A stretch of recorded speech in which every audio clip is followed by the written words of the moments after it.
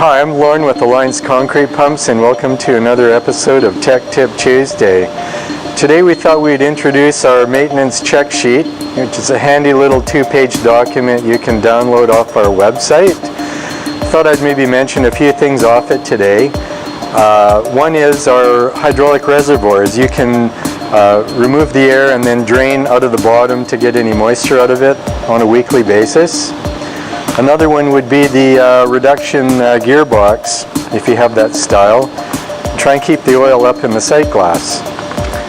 Outriggers have chains. Make sure that they're kept clean and lubricated.